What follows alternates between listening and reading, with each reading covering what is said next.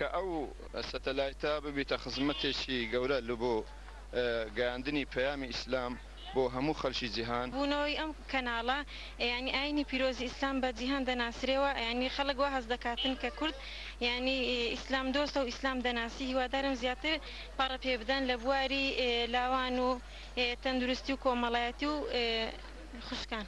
ئەو کەناڵە دەبێتە هۆی ئەوەی خەڵکی کوردستان زیاتر لە ئیسلام نزیک ببێتەوە، ئیسلام بە هەموو دنیا بناسێنن.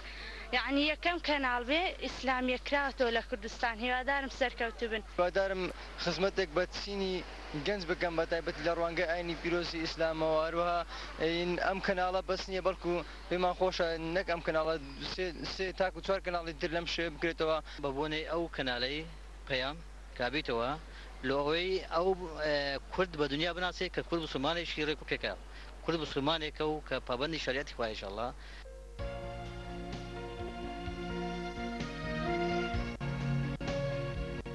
بەڕاستی کوردستانی خۆمان زۆر پێویستی بە کەناڵێکی ئاوا پیرۆزە بوو بۆ ئەوەی پەیامی ئیسلامی بگەێنێ بە هەموو کەسێک و بە ژێ هەموو کەسێکدا و ڕەدی ئەو کەسانە بدەتەوە کە دەڵێن کورد نائیسلامە.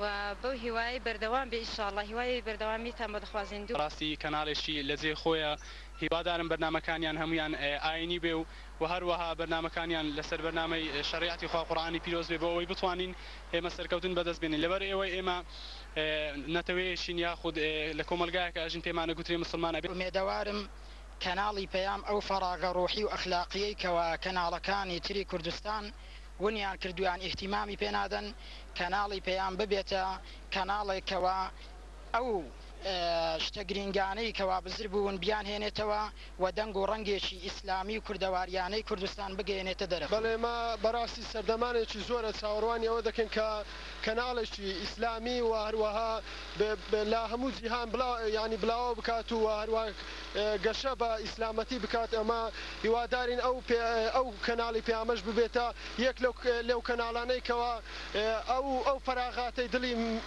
مرۆڤەکان پڕ بکاتەوە لە جیهاندا و لە کوردستانیش بە تایبەتی و بەرنامەکانیشیان زیاتر هاندەر بن بۆ ئەوەی کەوا ئیسلامەتی واقعی لەناو کوردستاندا بەرجەستە بێتین. هیوادارم کەناڵی پەیام کەناڵێکی پێشکەوتوی ئاینی بێت، پێشکەوتوی کۆمەڵایەتی بێت، پێشکەوتوی سیاسی بێت، پێشکەوتوی ڕووناکبیری بێت، پێشکەوتوی هەموو شتێک بی لە هەموو بابەتەکانەوە. بەڕاستی ئەمە شتێک ساب بۆ دەڤەرەکەمان کە خەڵک هۆشار بکەنەوە لە ڕێگەیەوە کە بتوان ئەو پەیامە جوانێک کە پێیانە بە شێوەیەکی جوان ڕێک پێک ئاراستی خەڵک بکەن و هیوادارم هەولیانەکان بگرێتەوە ئەم پەیام و هەوڵ بدەن کە گۆڕانکاری لەو خەڵکەدا دروستکان بهۆی بەرپابوونی ئەم کەناڵە جوانەوە.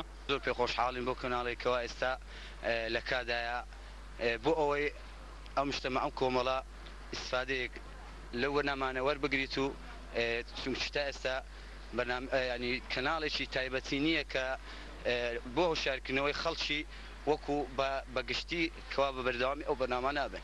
هیوادارین ئەو کەناڵت بیتە مایە خۆشحالی هەموو کەسێکی کوردی بەشەڕەوی.